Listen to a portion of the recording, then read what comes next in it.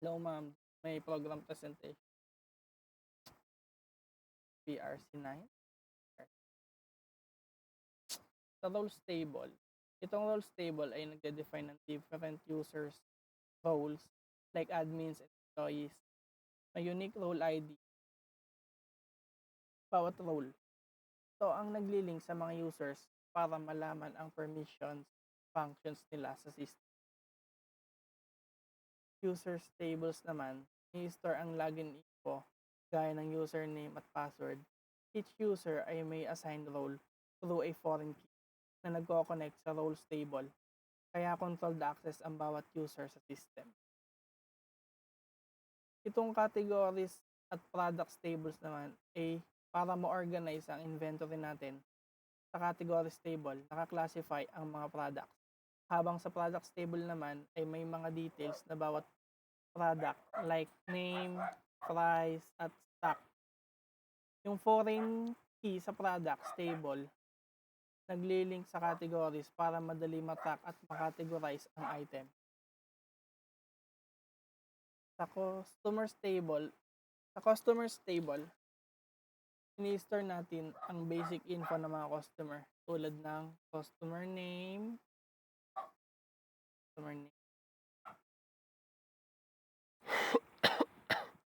at unique contact number. Importante ito para matrack natin ang bawat customer at purchase history nila. Dito naman sa employees table, nakastore ang data ng bawat employee tulad ng name, position, at contact number para madali silang ma-identify sa payroll system.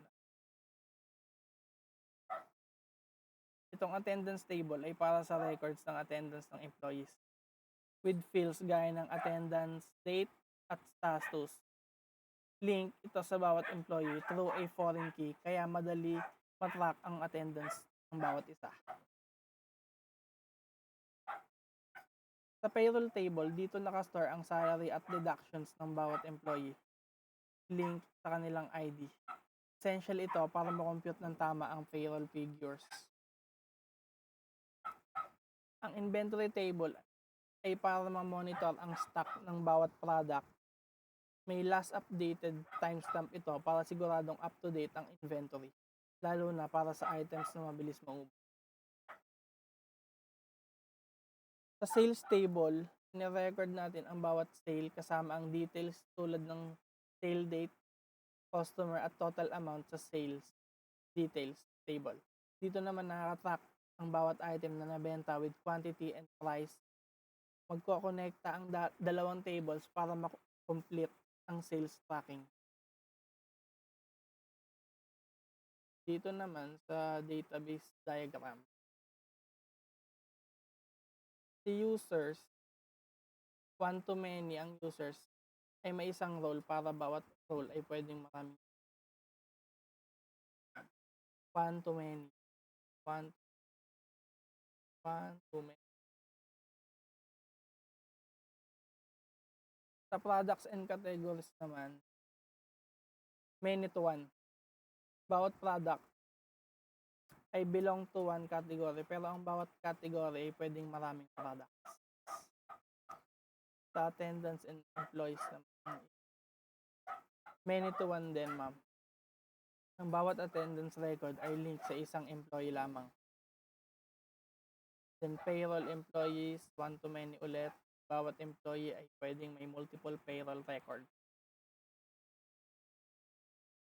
Inventory and products naman ma'am, many to one. Ang bawat inventory record ay para sa isang product lamang. Then sa sales at users at customers, which is itong tatlong to. Many to one. Sales ay pwedeng gawin ng users at pwedeng may involved na customer. And lastly, sales details, sales products, which is sales details, sales products, many to one. Ang sales details ay related sa specific na sale at product. Lang po ma'am, this sales script.